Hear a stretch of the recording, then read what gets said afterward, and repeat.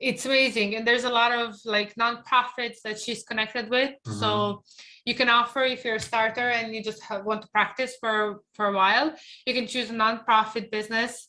You know, you don't get paid, but you make a website for someone, and then, you know, you put it in your portfolio. You did design a website for someone, you know, so when someone next comes to your profile, yeah, he sees that you already have some work done. Yeah, so you have smart. the experience, and then you can ask them for a testimonial as well. You know, you can put that on your website. You know, they can be happy with you, and then again, you know, you still help someone. So I'm kind of now, you know, stuck in like, okay, I want to build my business. So for me, it's important that I actually do have that, you know, that income coming. But I do definitely believe, since I already have some experience and I already have some background in websites, but I will definitely, you know, help some of the nonprofits, because, you know, it benefits them. It's, you know, spreads the word, you know, when you can sign your name down on a website that it was designed by you, and, you know, you'll learn through doing a lot. Because there's a lot of different businesses, and then with each one of them you'll have to learn different things and what they need, and, you know, what you could use for them, and then, you know, you can always apply it to another business. So I'm kind of leaning more now to website design, website development. As I said, I find coding very interesting and very like, wow. Mind blown.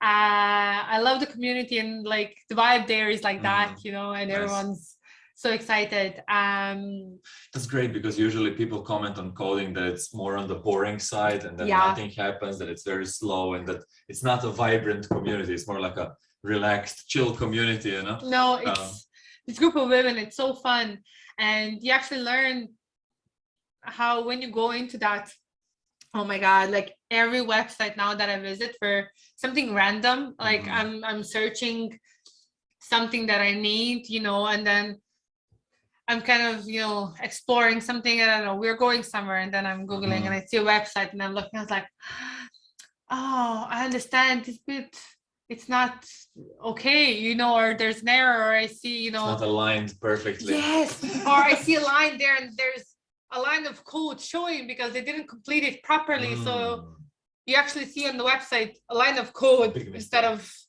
an actual what it should be. And I was like, oh my god, I see what an error here is. Or you're looking at a website and you're like, oh my god, like they're missing this, they could do this, you know. Did you ever send them an email like being like, hey, no, you have a line of code sticking out, like? Not yet, but it's definitely, I should definitely. It's just it was a month of websites. I was doing another client work, so that's when I had to research a couple of websites. So that's when I noticed. So I didn't really have time, but yeah, definitely something, you know, to point out. But it's amazing how you kind of figure out things, you know. And I find myself now using the inspect tool a lot, you know, on a website, and then you know, you can actually see the code and and then you can see where you can actually do the change and what you actually need for the change, and then it's easier for you, even if, you know, you're changing up or you redoing the work of someone else. You know, it's also good to kind of find your space, to know where to look for something and where something should be, you know, where you can find something and where something should be changed. Now, of course, you know, in your way, it still didn't happen to me, but, you know, you have to crash a site to learn how to fix it. So it's probably going to happen at one point, but you won't learn until it happens actually to you. But it doesn't mean that you can't fix it. That's why you have backups and things, you know, to cover yourself. And that's everything that you learn there. And, you know, it does really help to have that, you know, access to it all the time, you know, because you can always go back to things and be like, okay, I'm not sure of this thing, and then you can go back and search for things. And as I said, it's not just coding, it's much more than that. And then you know, every once in a while there's, you know, these events that are free and that you can go for, and tons of value. And she has so many connections and so many people that, you know, can help you with your business in general, you know, and how to set it up and financial side and things like that, not just help a lot. Building a website. So it's amazing and I love it. And it's just something I'm kind of amazed with, hyped about nice. lately. Yeah.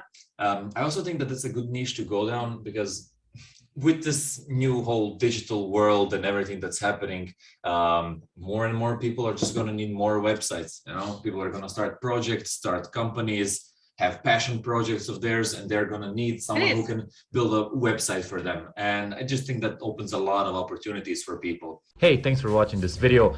If you want to see the full version, go to the Uncle Gold Podcast YouTube channel or watch the next clip.